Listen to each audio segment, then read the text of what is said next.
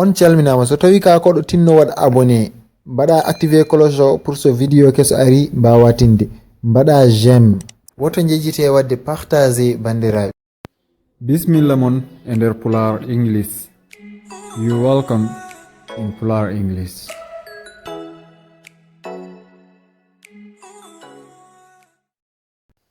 Assalamu alaikum. Where do your parents live? Do you always get up early? How do you often watch TV? What do you want for dinner? Do you like football? Where do your parents live? Holto jinnaɓe ma ɓe koɗi?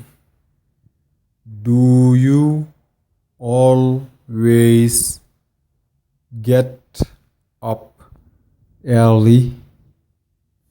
Bele nyane fof ade immolaw. How do you often watch TV? Hono njebirta tele saha fof. What do you want for dinner? Holko njidɗa pour hirande? Do you like football? Bele ade yidi football? Does your brother like football? What do you do in your free time? Where does your sister work? Do you often go to the cinema? Does your brother like football? Bele maune o ene yidi football? Maune gorko. What do you do in your free time? Holko ngollata e saha nde libruɗa?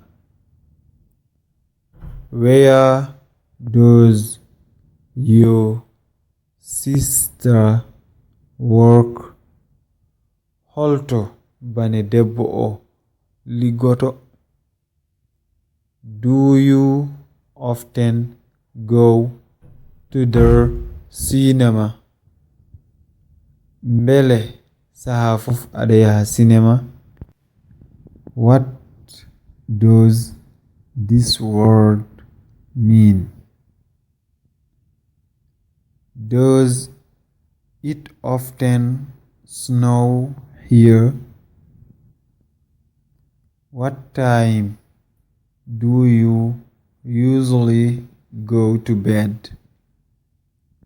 How much does it cost to phone Mali? What do you usually have for breakfast?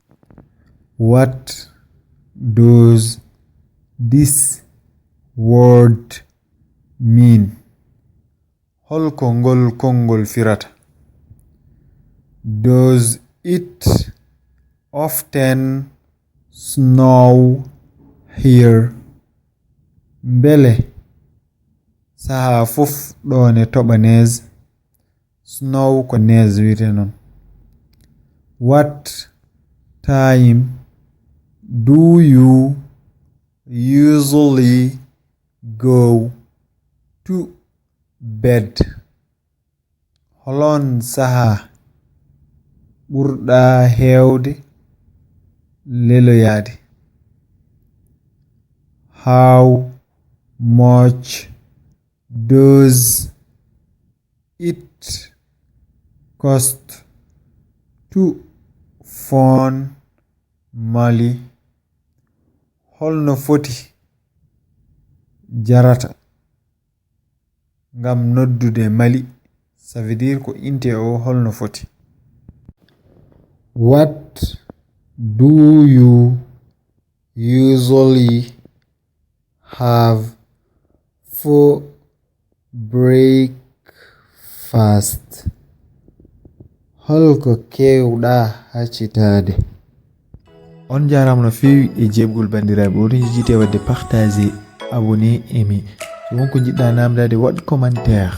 Yo en jewdir ñanonde. Bye.